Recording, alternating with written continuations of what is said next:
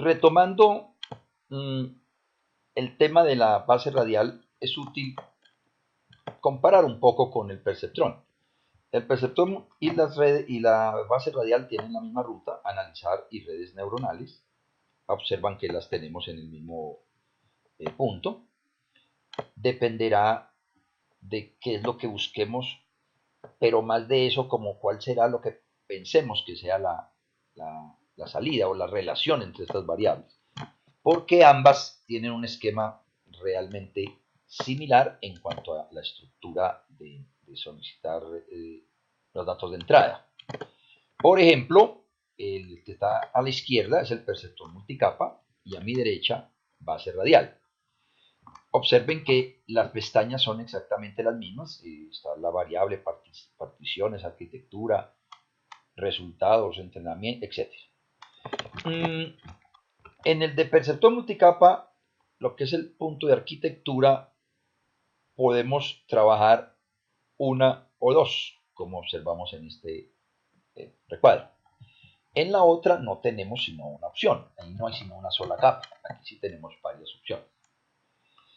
De alguna manera también tenemos otras posibilidades en el perceptrón de las funciones de activación. Entendiendo lo de activación es cuando entramos las variables X. Esas se activan como si fueran en el cerebro, en la analogía de las neuronas, un impulso. ¿Cuál es el incentivo?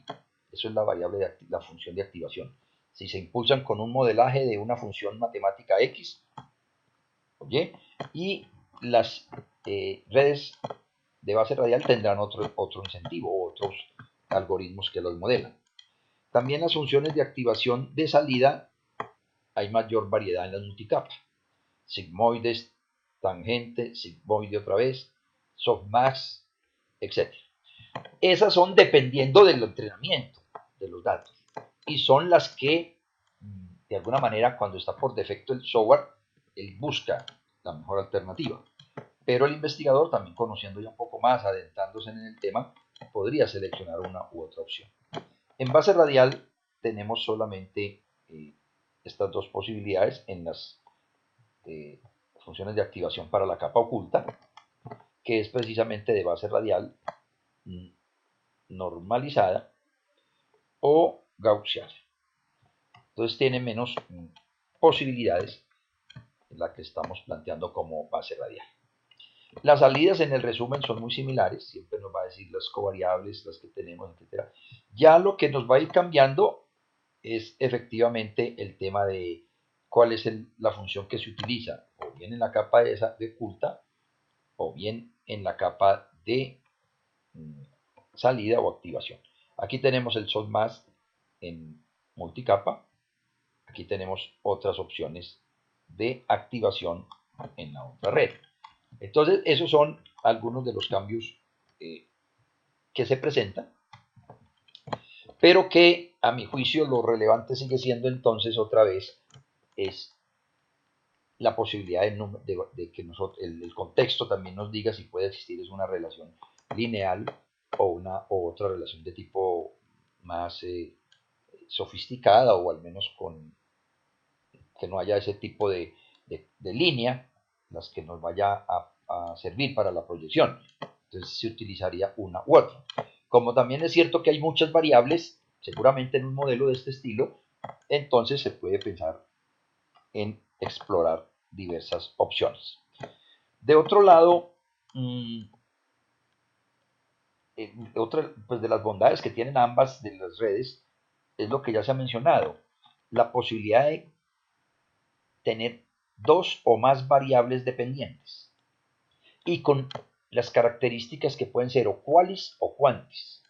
Esas son unas opciones que no nos las permiten los convencionales, ¿sí? En lo general, exceptuando los MANOVA y esos, pero la regresión lineal múltiple, el análisis discriminante, la logística, siempre será una variable dependiente. Estas no, nos permiten más de una variable dependiente y no solo eso, sino que nos permiten quantis y qualis.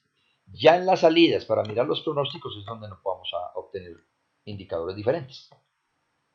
Pero definitivamente hay un gran potencial en estas pruebas en las cuales pues se vienen insertando más en los estudios precisamente por la inserción de ellas en los software, porque entendemos perfectamente que hay ahí una situación oculta también, como dicen las capas ocultas, para el investigador.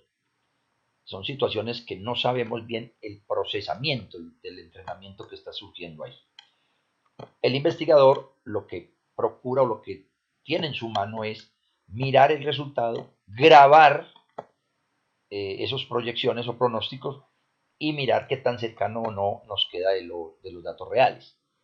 Porque perdemos el poder de mirar esos coeficientes, cómo se calculan, son ocultos, y no tienen una interpretabilidad, como en el tema de los otros que lo llamamos peso, lo llamamos coeficientes sin estandarizar, cosas de ese estilo. Pero se gana el tema de que permite muchas más complejidades en las variables. En los videos siguientes vamos a trabajar ya, digámoslo, ejercicios donde podamos comparar.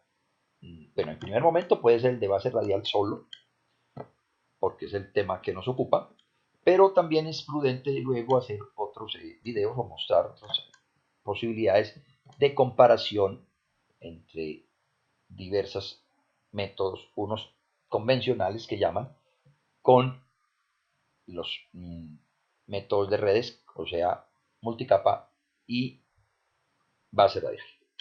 Eso lo veremos en otros videos posteriores.